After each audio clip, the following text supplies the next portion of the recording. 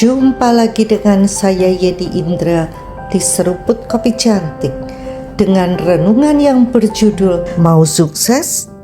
Sediakan kantong anggur yang baru. Kalau mau hidup kita berubah, langkah pertama yang harus diambil bukanlah mengubah situasi luar, tetapi memperbarui pikiran kita. Pikiran lama ibarat kantung anggur tua, tidak sanggup menampung anggur yang baru. Mau diberkati, tetapi cara pikirnya masih penuh curiga. Mau hubungan yang harmonis, tetapi pikirannya penuh luka lama dan prasangka. Mana bisa? Ada suatu rahasia kehidupan yang sering dilupakan.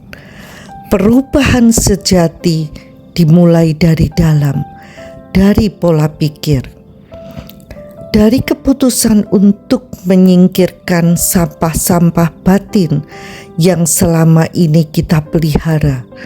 Rasa marah, kecewa, trauma masa lalu, bahkan ego dan pembenaran diri.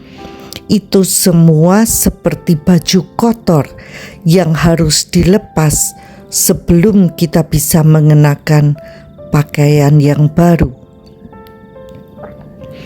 Dan saat baju kotor itu sudah dilepas, saat hati mulai terbuka dan lembut, disitulah kita bisa mulai menerima kebenaran hidup yang memerdekakan. Tapi hanya menerima tidak cukup. Yang membuat perubahan nyata bukan pengetahuan, tetapi tindakan. Berapa banyak orang yang tahu bahwa mengampuni itu penting, tapi tetap menyimpan dendam? Berapa banyak yang tahu bahwa berpikir positif itu sehat, tetapi tetap berkutat dengan pikiran negatif setiap hari? Pengetahuan tanpa tindakan hanya akan menipu diri sendiri. Kita merasa sudah berubah karena tahu banyak, padahal belum ada yang berubah. Seperti orang yang rajin membaca buku kesehatan, tetapi tetap makan sembarangan. Tidak ada hasil yang bisa dituai karena pengetahuan itu tidak pernah menjadi bagian dari gaya hidup. Dan lucunya, seringkali kita membela pola pikir lama dengan berbagai alasan logis. Tapi aku memang disakiti. Tapi kenyataannya susah. Tapi aku gak bisa begitu. Semua itu kedengarannya masuk akal, tapi diam-diam jadi benteng yang membatasi kehidupan kita. Pola pikir lama seperti itu adalah benteng batin yang harus diruntuhkan. Karena selama kita percaya bahwa perubahan itu mustahil, maka memang akan mustahil terjadi. Saya teringat kisah seorang ibu muda, sebut saja Ibu Rina. Suaminya mengalami kecelakaan berat dan harus dirawat berbulan-bulan. Secara manusia, keadaan mereka nyaris putus asa. Tetapi dalam kondisi itulah Bu Rina memutuskan untuk mengubah pola pikirnya. Ia berkata, kalau saya terus memikirkan apa yang salah, saya tidak akan kuat. Saya memilih percaya dan mulai mengucap syukur untuk hal-hal kecil. Setiap pagi, ia menuliskan 3 hal yang ia syukuri. Ia berkata positif kepada suaminya, walau kondisinya belum membaik. Apa yang terjadi? Suaminya mulai menunjukkan kemajuan, emosinya stabil, dan pemulihannya lebih cepat dari prediksi dokter. Ternyata waktu saya mengubah cara berpikir dan mulai praktek ucapan syukur, semuanya ikut berubah, ujarnya. Kuncinya bukan pada situasi luar, tapi pada cara pikir yang diperbarui. Lalu apa langkah praktisnya?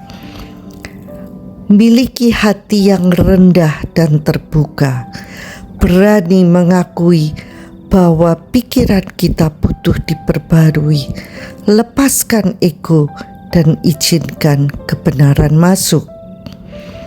Terima dan renungkan prinsip hidup yang sehat, positif, membangun.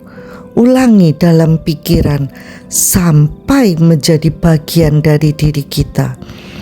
Praktikkan, sekecil apapun langkahnya, lakukan. Ketika kita melakukan bagian kita, maka Tuhan akan melakukan bagiannya. Campurkan semua dengan iman. Saya baru sadar, terkadang kita melakukannya, tetapi tanpa iman, tanpa harapan. Percaya bahwa hidup bisa berubah, bahwa diri kita bisa dipulihkan, bahwa masa depan bisa lebih baik dari masa lalu. Tuhan akan mengerjakannya di dalam kita, asalkan ada iman, sehingga Tuhan bisa masuk ke dalam situasi kita dan membawa kita menuju sisi kemenangan. Setiap orang punya kesempatan kedua, tapi tidak semua orang mau mengubah kantong anggurnya. Banyak yang ingin isi baru, tetapi tetap ngotot pakai pikiran lama. Padahal perubahan tidak datang begitu saja. Perubahan harus diciptakan, dan itu dimulai dari memperbaharui pikiran. Mau anggur baru? Siapkan kantong yang baru, dan lihatlah hidup yang baru pun akan mengikuti. Saya pun belajar, yuk praktek. Hidup hanya sekali dan tidak bisa diulang. Kalau tidak mencoba sekarang, kapan lagi? Sampai jumpa di episode berikutnya bersama Yeni Indra di Seruput Kopi Cantik. Tuhan memberkati.